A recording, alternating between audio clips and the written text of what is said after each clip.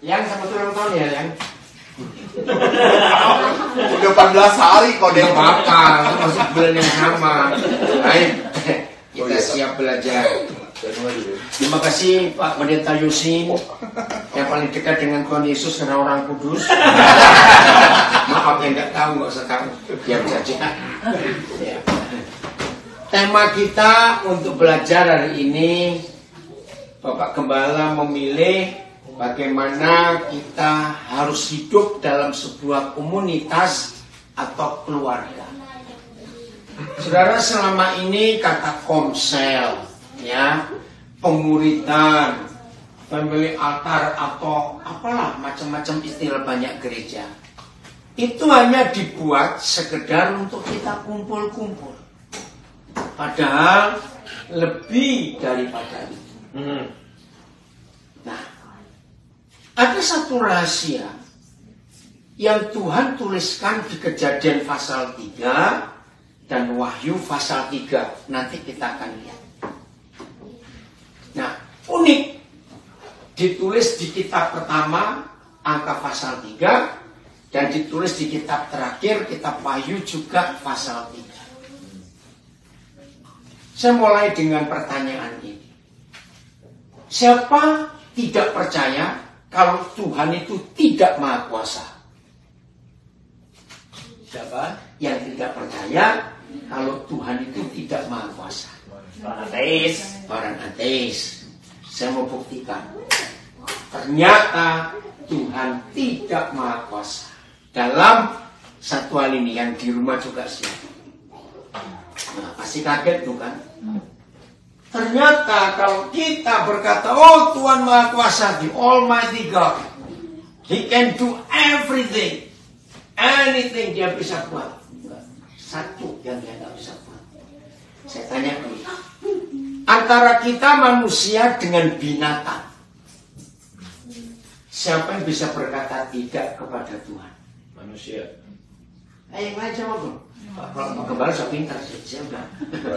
Ayo, siapa antara manusia dengan binatang yang bisa berkata tidak kepada Tuhan? Manusia. Nah, ini yang menyebabkan Tuhan tidak maha kuasa kepada kita. Contoh, Daniel, kamu ke kanan. Saya dapat perintah. Nggak mau, saya mau ke kiri. Apakah Tuhan jewer kuping saya? Kanan, goblok, kanan. Enggak. Lu coba jawab gitu. Enggak. Dia sedih. Kenapa kamu melawan? Kalau ada di antara saudara pernah ketemu orang yang kecewa dengan Tuhan, sebutkan fakta ini. Biasanya orang Kristen yang kecewa dengan Tuhan karena doanya nggak dijawab. Betul atau tidak? Ya. Karena apa yang dia rindukan tidak sesuai. Nah, tiap kali saudara mendengar khotbah, apa itu doa yang benar? Bagaimana kita bisa berdoa dengan benar? Sering nggak dengar kalimat itu? Nah, itu salah. Yang betul kalimat ini, Tuhan tidak menilai doa yang benar dan doa yang salah. Yang benar adalah doanya orang benar. Beda loh. Ya toh, Yakobus 5:16, doa orang yang benar bila dengan sungguh-sungguh didoakan besar kuasanya. Jadi bukan doanya, orangnya ini loh, benar atau tidak. Beda. Jadi percuma kita mengajar bagaimana doa yang benar. Lah yang doa nggak benar gimana mau doanya benar? Betul? Nah, kita lihat ayatnya. Kapan saudara dan saya menjadi orang benar? Yakobus 5 ayat 16. Hebat Bapak kita. Ternyata dia tidak bisa maha kuasa kepada manusia. Karena kita bisa melawan dia dengan berkata tidak. Begitu Tuhan tahu tidak, ya udah dia nggak bisa apa-apa. Inilah konsep. Sudah? Yakobus 5:16. Ayo baca. 1, 2, 3. Karena itu Ulang semuanya ini. Yakobus 5:16. 1, 2, 3. Karena itu hendaklah kamu saling mengaku dosa. Enggak usah. Sudah makan kenyang suaranya kayak semut gitu. Ini kata kekenyangan. Ayo kuat. 1, 2, 3. Karena itu hendaklah kamu saling mengaku dosamu dan saling doakan supaya kamu sembuh. Nah, terus Doa yang benar bila dengan niat didoakan sangat besar kuasanya. saudara, ternyata ada satu kesalahan kecil tapi fatal di ayat ini. Sehingga hampir semua gereja kalau mengkhotbahkan ayat ini selalu dipotong. Hanya bagian B.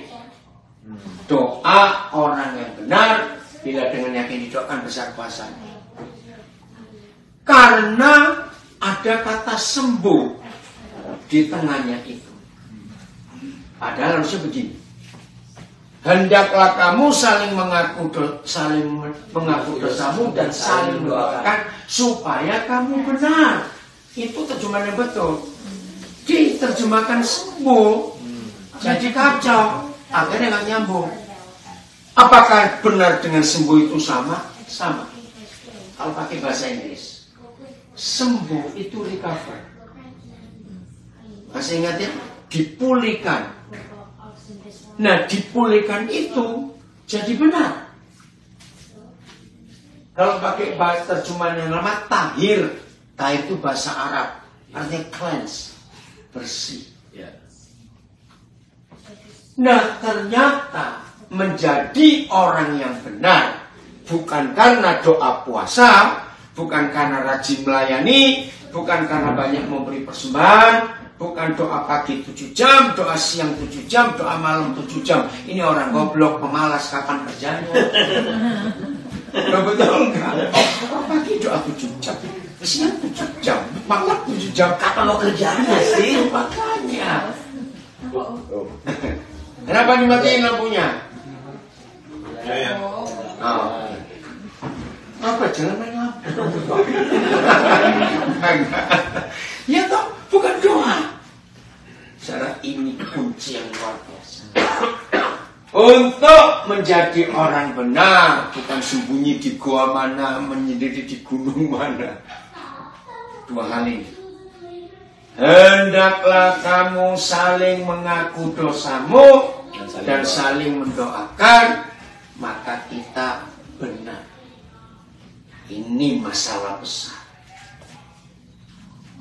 Gereja gagal bukan karena nggak ada Sunday service, nggak ada kebaktian minggu, bukan. Gereja gagal karena nggak ada yang main musik, bukan. Salah satu kegagalan gereja paling fatal adalah di gereja itu banyak orang munafik dan sembunyi, nggak ada yang tahu, menyembunyikan sesuatu. Saudara, ini luar biasa. Hendaklah kamu saling. Nah, kata saling, one another. Ayo jawab pertanyaan saya.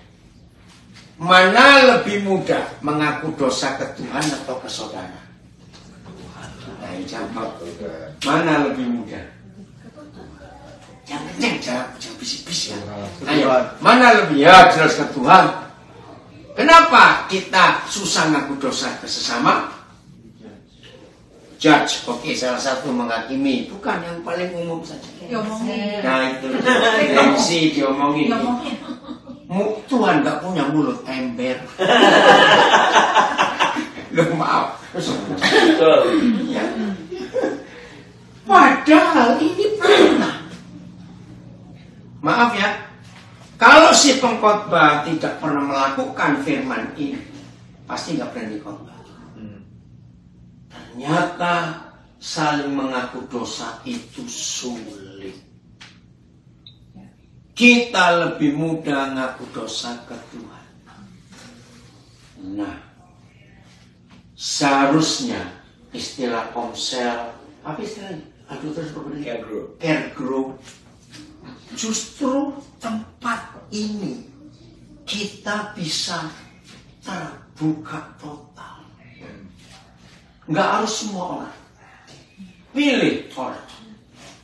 Buka semuanya. Saudara, menurut ayat ini Yakobus 5:16, ternyata tidak semua masalah di dalam hidup gereja itu Tuhan yang menyelesaikan. Coba kalau kita lihat ayat 16. Siapa yang menyelesaikan? Grupnya. Lu betul tidak?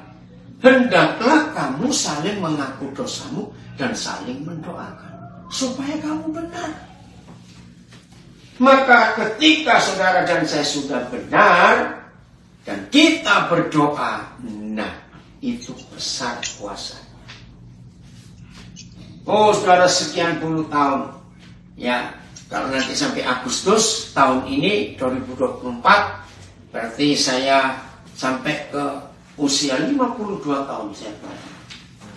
Nah sekian banyak tahun ini saya sudah keliling ke banyak tempat, ketemu banyak orang.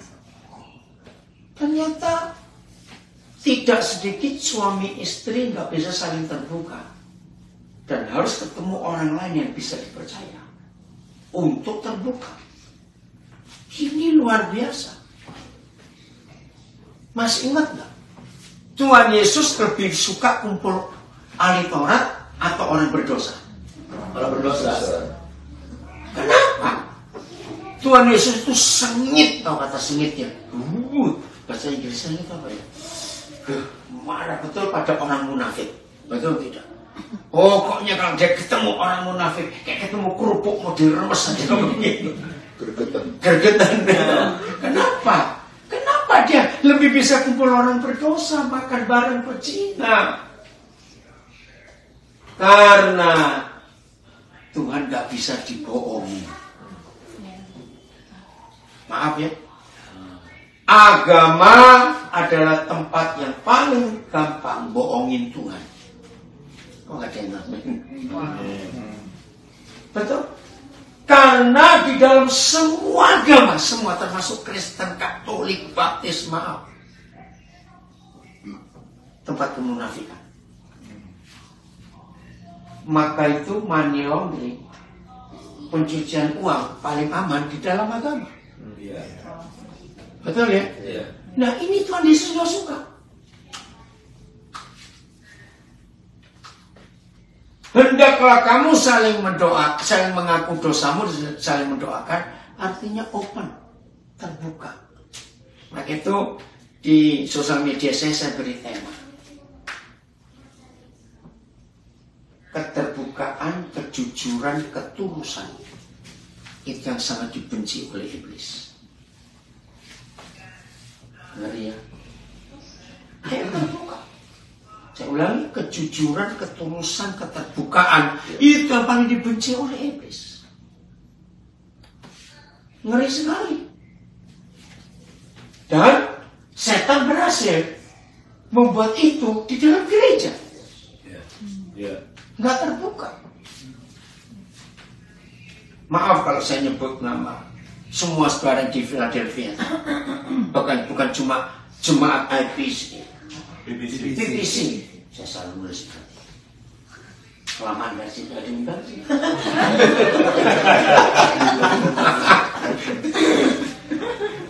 Iya. Dan saya sebut nama. Lihat itu rumahnya gembala saudara. Terbuka. Itu yang nggak punya kamar mandi masih sering mandi di sini. Oh, dari ya. Dapat yang itu saya tahu. Maaf ya saudara. Jadi Pastor Ronaldo ini betul-betul terbuka rumahnya. Siapa saja boleh masuk. Bentar. Kalau pas nggak ada orang di rumah, kunci ditaruh kotak pos. Kamu tidak pernah dikunci juga. Ini keterbukaan itu penting. Kenapa? Kemarin ujian. Kemarin dari kunci malah. Oh ya? Gak apa-apa. Hebat ini kembali hebat sekali. Jadi kalau ada tempat yang terbuka dan hidup yang terbuka, catat ini. Setan gak ada tempat untuk delik, orang Jawa bilang untuk bersembunyi. Mau sembunyi di mana kalau semuanya dibuka? Ini luar biasa. Nah, kenapa Kejadian 3 yang saya katakan tadi? Karena ada peristiwa unik. Begitu Adam dan Hawa selesai makan buah itu, nah sebenarnya bukan soal buahnya, buah itu nggak penting, ngelanggarnya itu. Ya, pakai itu jauh sibuk itu apa atau kesemak, nggak usah nggak penting, atau kesemaknya udah, nggak penting buahnya. Mereka itu melanggar. Begitu mereka melanggar, langsung mereka sembunyi, betul? Nah, terus ada ayat. Hei manusia, di mana engkau? Saudara, sampai hari ini di kalangan teologi masih terjadi perdebatan. Tuhan tahu kok mereka sembunyi di mana. Cuma tanya. Enggak. Yang saya percaya Tuhan memang tidak tahu mereka sembunyi di mana. Aneh ya. Loh, katanya Tuhan Maha tahu. Betul. Tapi kalau kita menutup diri kita, dia nggak tahu. Ini loh yang luar biasa. Penjelasannya di mana? Wahyu 3. Saya punya seorang guru sudah meninggal dari Magelang, namanya Pendeta Yesaya Sunarso. Luar biasa. Salah satu prinsip hidup hamba Tuhan ini begini. Alkitab itu satu-satunya buku yang akan menerangkan dirinya sendiri dan tidak perlu dibantu. Oh sekarang anaknya Robert ya begitu. Oke, ingat anaknya sekarang. Maaf. Oke, sorry. Jadi Alkitab itu nggak usah ditopang dengan buku-buku lain. Dia akan menerangkan dirinya sendiri. Nah, contohnya Wahyu Kejadian 3. Kejadian 3 ternyata dijelaskan oleh Wahyu 3. Misalnya saudara baca kitab 2 Raja-Raja pasal sekian, kok nggak ngerti aku ya? Tutup dulu, nanti ada waktunya ngerti. Tiba-tiba bisa dijelaskan di kitab Tesalonika. Apa hubungannya Raja-Raja dengan Tesalonika? Namanya nggak ada hubungan, tapi isinya. Wahyu 3 ayat 20 semua kita pasti tahu. Tuhan Yesus berkata, lihat, aku berdiri di muka pintu, terus ngapain? Ngetok. Kalau ada orang dengar ketokanku dan dia buka pintu, aku masuk. Ini kan aneh. Ayo saya tanya. Tanpa dibuka kuncinya, Tuhan Yesus bisa masuk kan?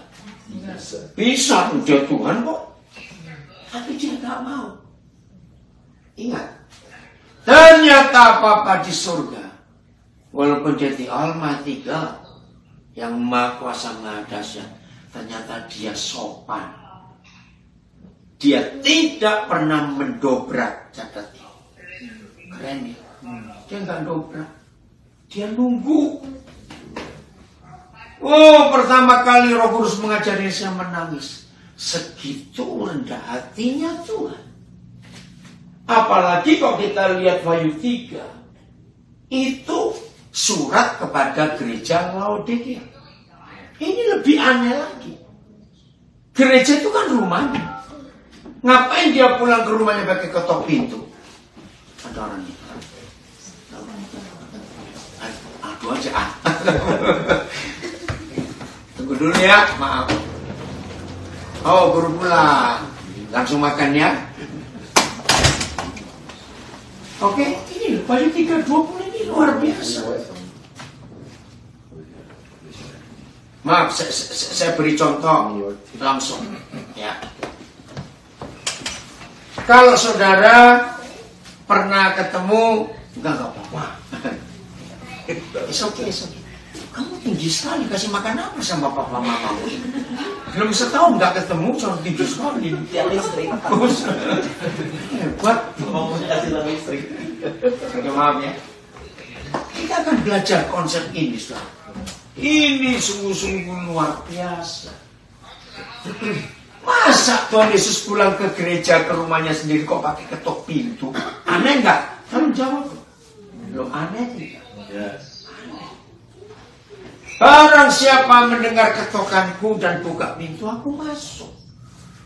Wih, luar biasa. Nah, pengusaha. Maaf ya. Sering nggak saudara mendengar ada pengusaha yang rajin, pelayanan, hidup rohaninya luar biasa. Tapi ada masalah di usahanya. Nah, dengan ayat ini saya baru tahu. Ayo jujur. Kita lebih mudah membuka hati kita kepada Tuhan atau membuka dompet kita ke Tuhan. Ayo, coba jawab. Ayo, kita ini lebih mudah membuka hati kita ke Tuhan atau dompet kita ke Tuhan. Coba jawab. Hati, karena nggak ada isinya. Kenapa? Kepada Tuhan kita susah buka dompet karena kebanyakan isi. Ini loh. Jadi kalau ada pengusaha yang secara rohani begitu cinta Tuhan, tapi dia nggak izinkan Tuhan deal dengan urusan bisnisnya, jangan harap Tuhan ikut campur. Ini luar biasa. Renungkan. Ada banyak hal yang kita tutup di hadapan Tuhan.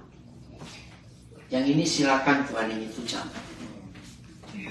Nah, saya beri contoh. Saya punya pengalaman yang saya nggak akan lupa. Tahun 70-an akhir. Saya diundang ke satu desa Kalimantan Tengah. Kami harus naik perahu dari Banjarbaru lewat 3 sungai baru sampai ke kampung. Itu nggak ada listrik. Retreat remaja, anak muda, remaja pemuda. Judulnya Yesus itu Tuhan. Saya ngajar semuanya. Saya bertanya, sekarang siapa di antara kalian ada yang belum berani dan mau menyerahkan sesuatu itu kepada Tuhan? Seorang anak muda. Apa yang kamu nggak berani serahkan? Jodoh. Kenapa kamu? Tertawa dulu. Kenapa kamu nggak berani menyerahkan itu kepada Tuhan? Takut dikasih yang jelek. Jujur. Saya belum menikah waktu itu. Saya mikir, betul juga ini ya. Loh, bisa nggak kita berpikir seperti ini? Oh, ternyata memang susah.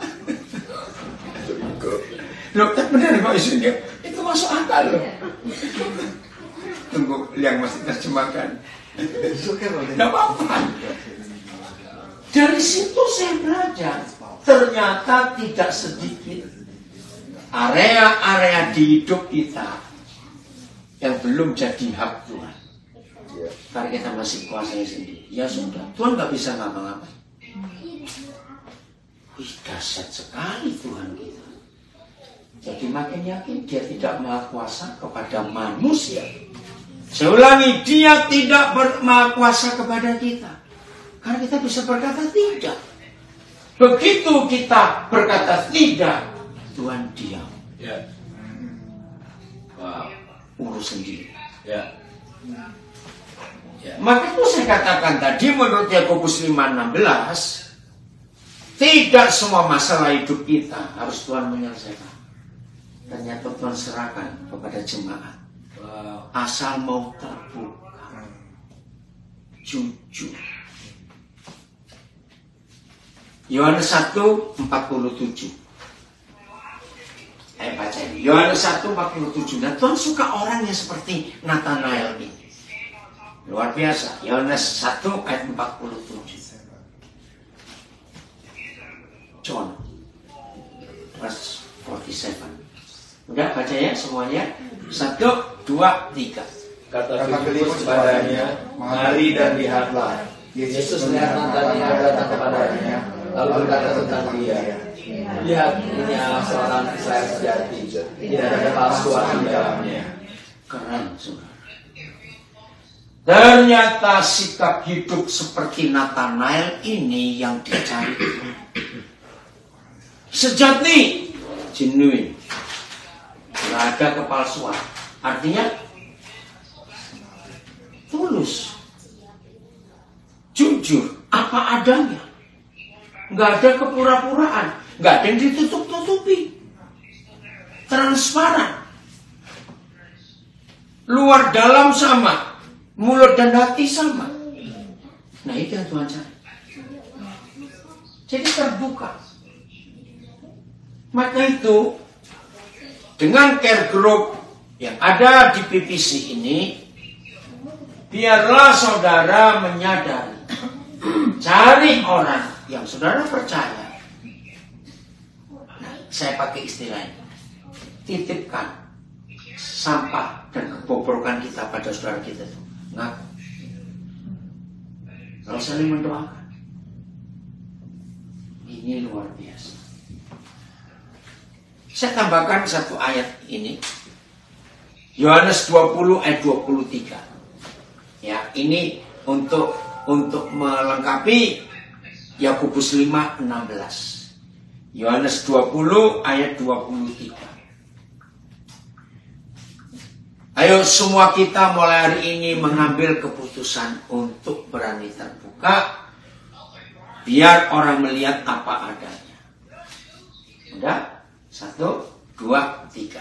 Jikalau kamu mengampuni dosa orang, dosanya diampuni. Dan jikalau kamu menyatakan dosa orang tetap ada, dosanya tetap ada. Saudara, apa yang Tuhan Yesus katakan di Yohanes 20:23, inilah otoritas tertinggi yang diberikan Tuhan kepada gereja. Ini otoritas yang luar biasa. Ternyata yang bisa mengampuni dosa itu bukan cuma Tuhan.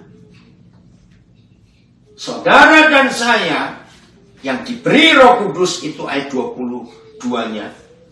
Terimalah Roh Kudus. Ayat 22 ya, betul. Ya. Begitu gereja menerima Roh Kudus, maka gereja punya otoritas. Otoritasnya nggak main-main, mengampuni dosa orang.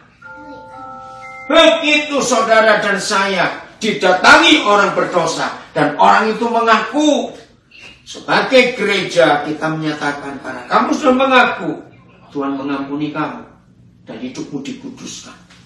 1 Yohanes 1 ayat 9 itu.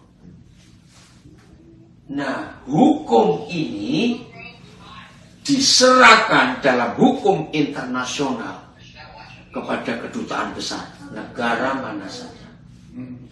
Masih ingat? Kalau ada penjahat yang dikejar polisi di suatu negara, ya, sejahat apa penjahat itu, begitu dia bisa masuk ke halaman duta besar, aman nggak? Aman. Ini luar biasa. Nah, perhatikan baik-baik. Kenapa ada orang? Oh, perhatikan. Ternyata ada bedanya mengampuni orang berdosa. Ada bedanya. Tapi yang Yesus katakan di ayat ini bukan orang berdosa. Tapi baca lagi. Jikalau kamu Ya. Jikalau kamu mengampuni dosa orang. Nah, Dosanya. ternyata antara orang berdosa dan dosa orang itu beda. Nah, saya juga pertama baru tahu malam-malam langsung makan aja, tak mau makan. Sorry, nggak apa-apa. Ini kosong sini. Bukan dikasih pergi jauh-jauh.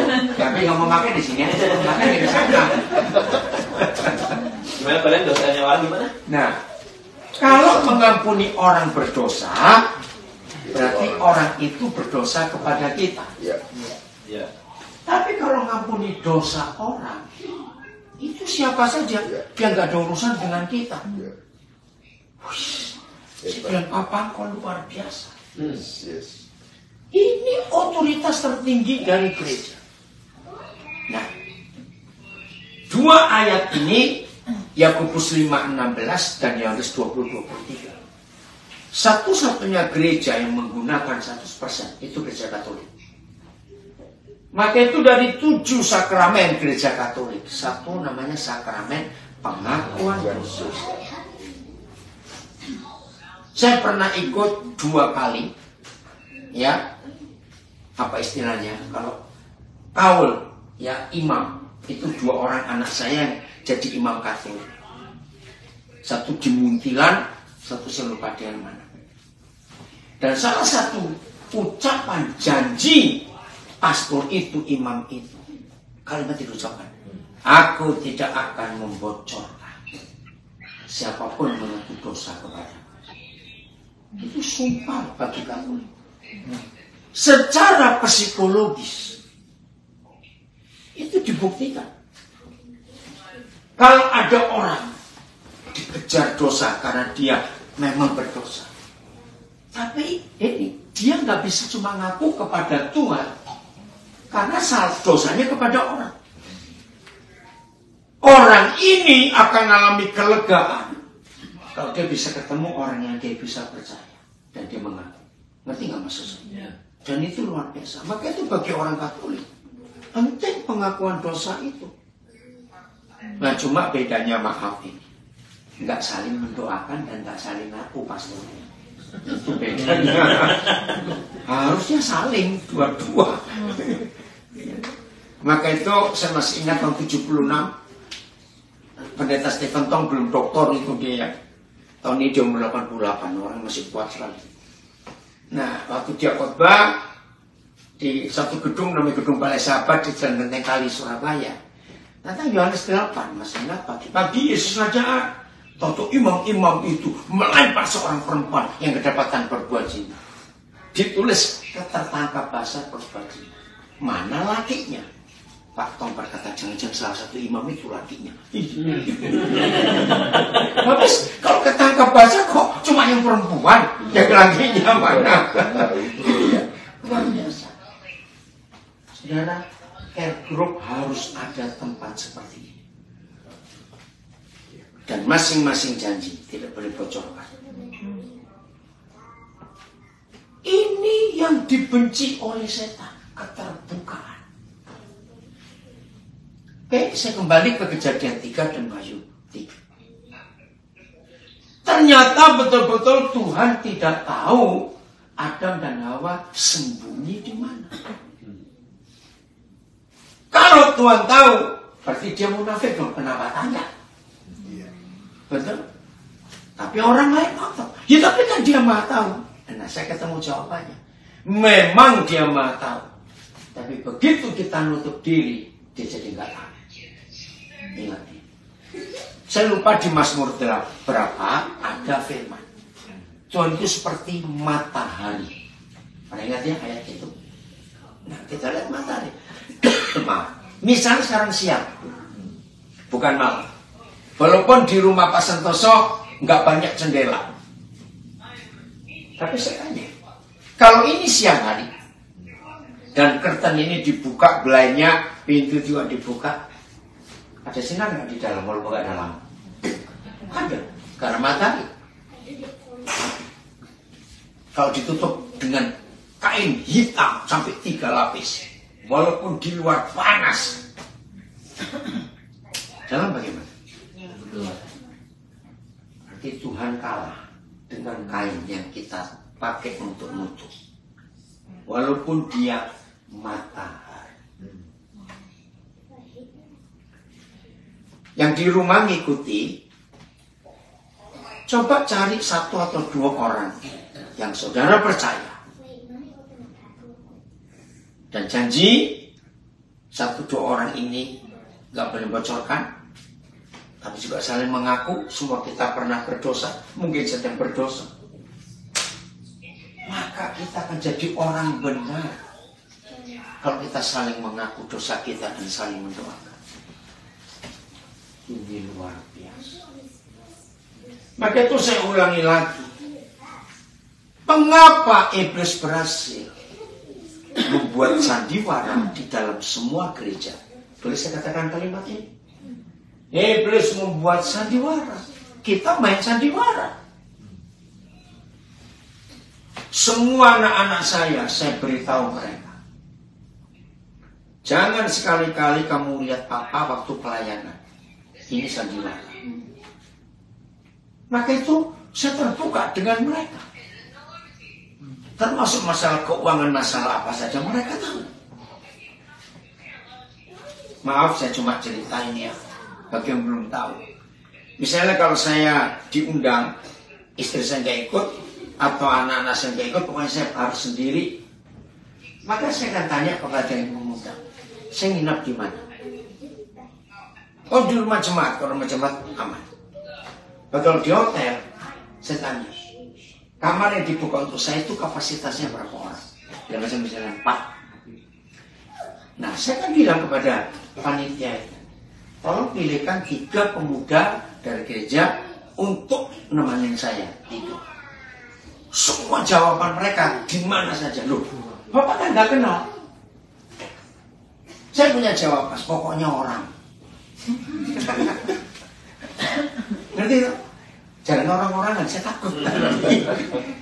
Itu mereka heran dan itu jadi kesaksian. Alasan saya pertama ya karena firman ini supaya orang itu tahu saya ini siapa. Tapi alasan kedua saya itu memuridkan orang dengan keterbukaan. Saya kalau memuridkan orang, saya nggak mau mereka dengar khotbah saya, jangan. Lihat hidup sehari-hari itu bagaimana. Keterbukaan ini supaya nggak ada setan sembunyi. Ngerti ya maksudnya? Setan itu si gelap, si penipu, suka sembunyi, nutupi sesuatu. Maaf kalau saya pakai fakta orang Jawa. Maaf, karena saya belum ketemu contoh yang lain. Raja-raja di Jawa itu akan sakti, ya akan hebat kalau disebut Bloko Suto. Dalam bahasa Jawa, Bloko Suto itu transparan. Mengapa raja-raja Jawa itu akan sakti kalau dia transparan? Karena mereka percaya di dalam transparan terang itu masuk. Maka itu kalau ditutupi terang gak masuk. Ini cerita sedikit aja. Sampai hari ini di Jawa itu ada 2 keraton kerajaan yang besar, satu Jogja, satu Solo. Tapi beda pamornya. Keraton Solo berantakan sampai hari ini sejak peristiwa tahun 85. Tapi keraton Jogja terus bersinar. Ya karena keterbukaan ini. Maaf saya nggak bisa cerita detail. Maka itu tahun 85 itu keraton Solo, Kasunanan Solo terbakar. Dan sejak terbakar tahun 85 sampai hari ini nggak boleh lagi pamornya. Karena sultannya, sunannya sana kalau Solo itu Kasunanan, kalau Jogja itu Kasultanan. Ini perbedaan yang luar biasa. Bayangkan, orang Jawa aja punya pengakuan transparan, itu membuat cahaya itu bersinar. Tapi kalau nggak jujur ditutupi, cahaya itu redup. Itu kepercayaan orang Jawa, dan itu terbukti sampai hari ini. Maka itu care group jangan cuma lagi jadi tempat kumpul-kumpul di luar hari Minggu ibadah, jangan. Hari ini dalam care group masing-masing saudara harus hadir dan saling menguatkan. Saling. Saya tambahkan pengalaman saya waktu saya ke Tiongkok tahun 82. Ada belum lahir kali ini. Tahun 82 itu pertama kali saya ke Tiongkok. Pas tahun baru di bulan Januari akhir waktu itu. Nah, Tuhan bawa saya untuk melihat gereja underground church, gereja bawah tanah, bukan di bawah tanah gitu, sembunyi-sembunyi. Mereka itu kalau ibadah nggak di gedung, bisa di pinggir sungai, bisa di kuburan, bisa di pasar, bisa di depan toko roti, di mana saja. Dan mereka nggak milih tempat dan nggak tahu jam berapa. Itu kan luar biasa. Roh Kudus yang mimpin mereka. Nah, hebat sekali. Baca dulu ayatnya. Roma 8 ayat 14. Nah ini dipakai oleh sosok dari Tiongkok waktu itu. Dalam tekanan komunis yang begitu berat. Sekarang juga masih ada sebagian, nggak semuanya. Ayo baca. 1 Roma 8 14. 1, 2, 3. Semua orang yang dipimpin Roh Allah adalah anak Allah. Ya sudah. Jadi pertama kali saya diajak kebaktian itu jam 3 sore. Nah dari pagi salah satu saudara itu berkata, nanti kita akan kebaktian. Wah, saya senang sekali karena memang itu saya tunggu. Saya tanya, di mana? Oh, belum tahu. Oke. Ngomong-ngomong lagi, jam berapa? Belum tahu. Gimana? Loh, katanya mau kebaktian. Memang belum tahu. Saya mau maksa nanya, ya yang goblok saya jadi nggak tahu. Nah, tiba-tiba nggak. Zaman itu kalau berdua nggak ada telepon, nggak ada apa-apa. Ayo kita berangkat. Loh, makanya. Loh, tadi kan. Ya udah nggak usah tanya, ikut. Sampai satu tempat. Saya masih ingat itu. Di sebuah taman ada pohon besar satu, ada bangku. Udah kumpul berapa orang di situ. Nah, bukan untuk khotbah, saya nggak bisa. Jadi penerjemah saya itu orang dari Bandung.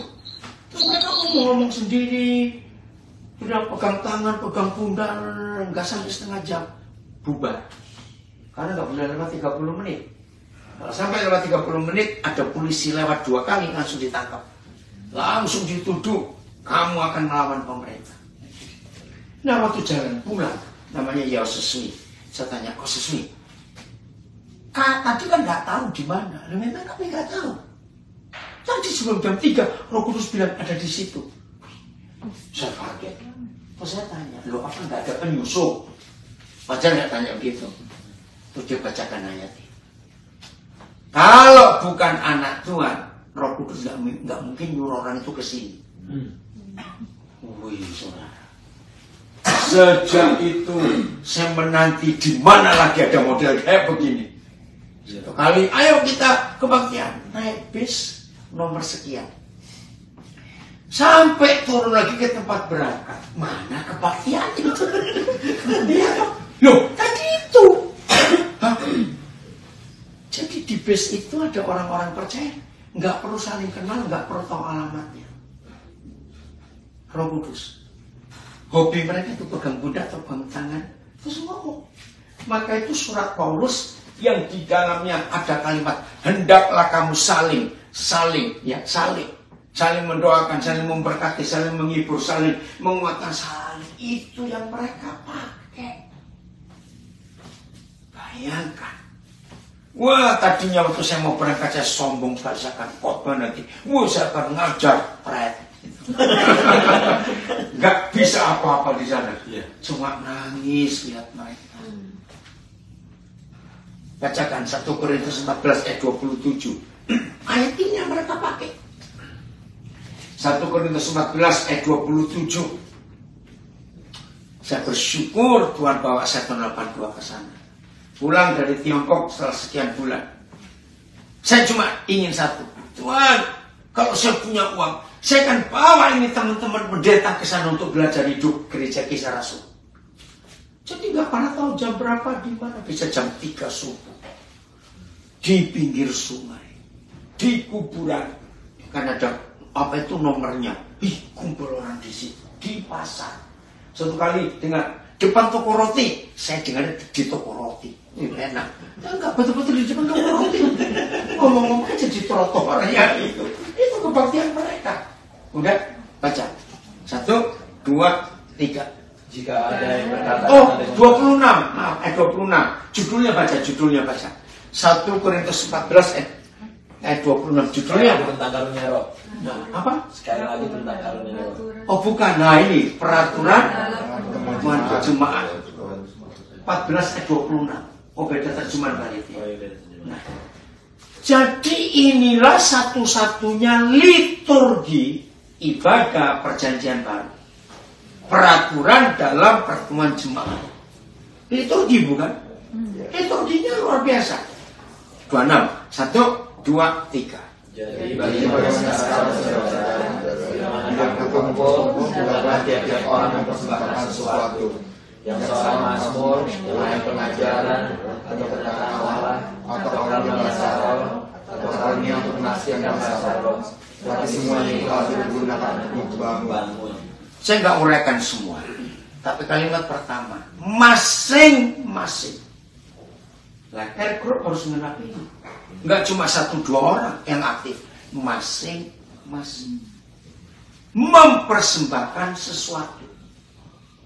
Kalau ayat itu untuk Allah rohani, tapi di Tiongkok mereka pakai ayat ini untuk fakta.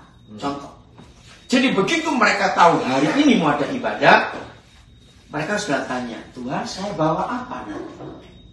Itu saya bilang ke aku, ada yang bawa bakpao, bawa sandal, bawa selimut, ayam hidup dibawa, minyak gosok, apa saja.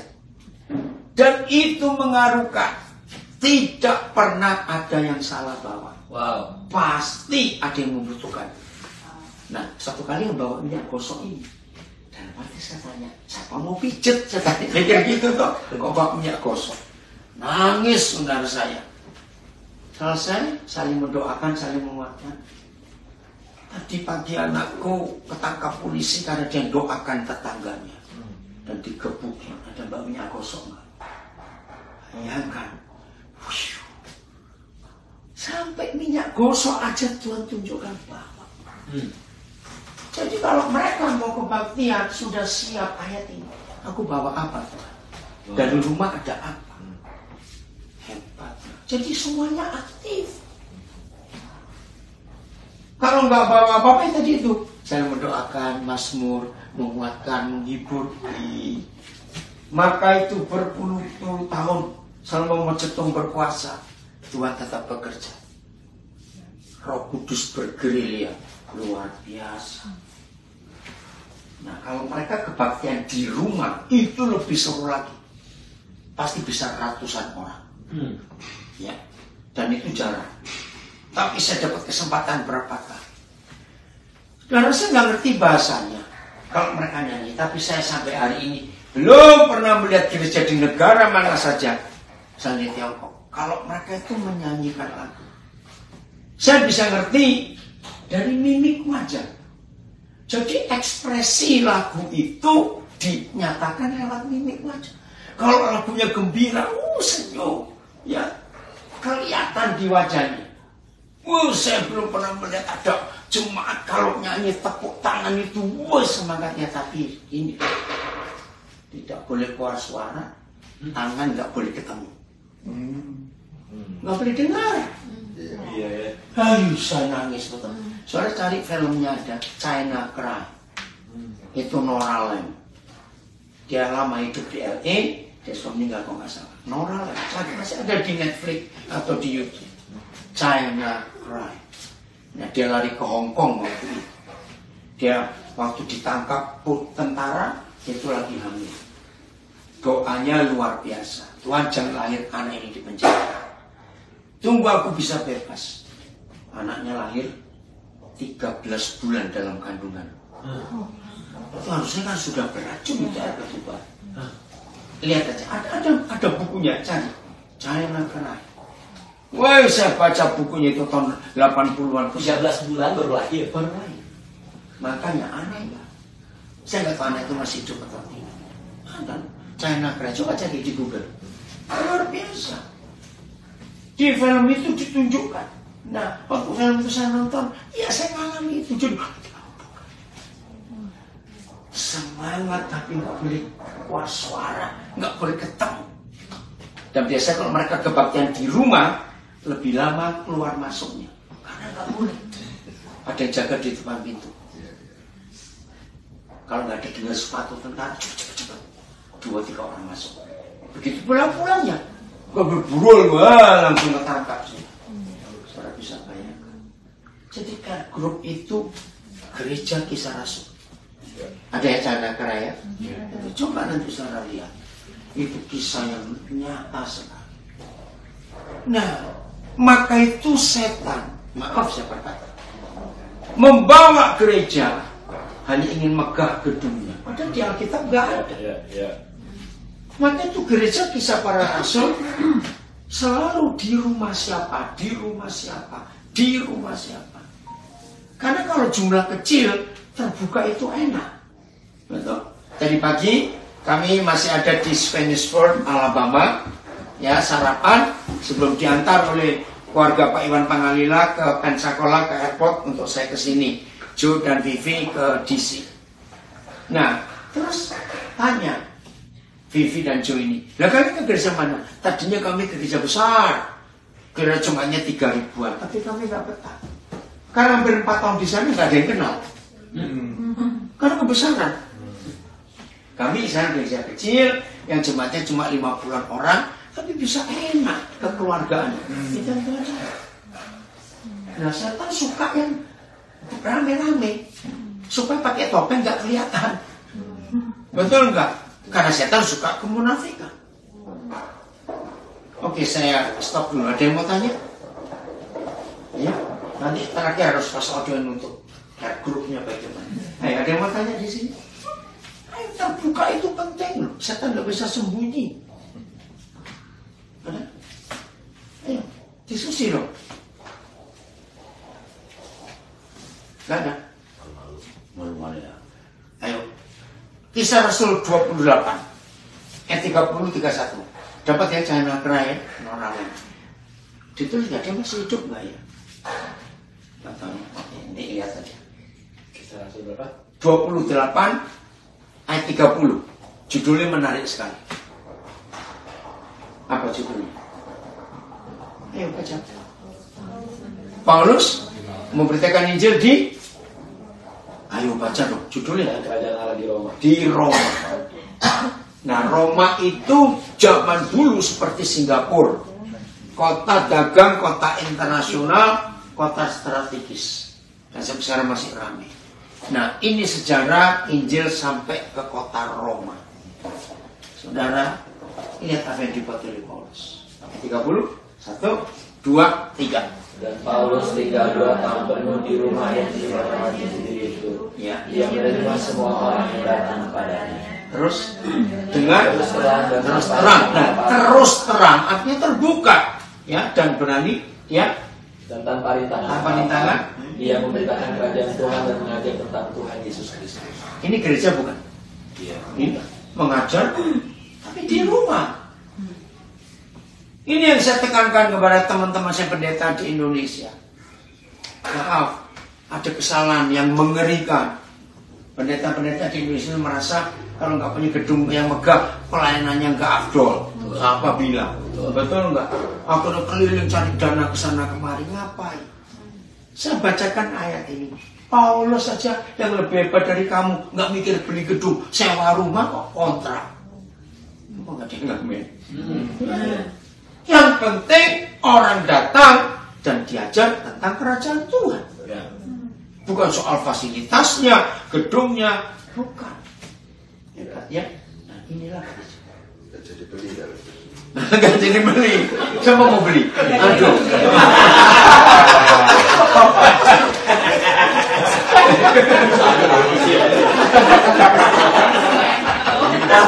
Grupnya diperbesar. Amin. Itu dia. Besar tahu usul Iya. di rumah yang banyak. Iya. Sama mau bisa dari rumah. Saya banyak. Sewain ya. Ya udah, masing-masing beli dua-dua. Jadi banyak. Ini rumah. Jadi gereja itu ada di rumah. Iya, iya. Sampai kisah Rasul selesai, nggak ada gedung. Masih ingat hari Pentakosta gereja lahir berapa ribu anggotanya? 3.000. Belum yang 120 orang. Nah, gedung besar di zaman itu cuma ada 2, Istana Herodes dan Bait Suci. Mungkin nggak Petrus sewa untuk kebaktian. Mau beli 3.000 orang, coba jawab. Mungkin nggak?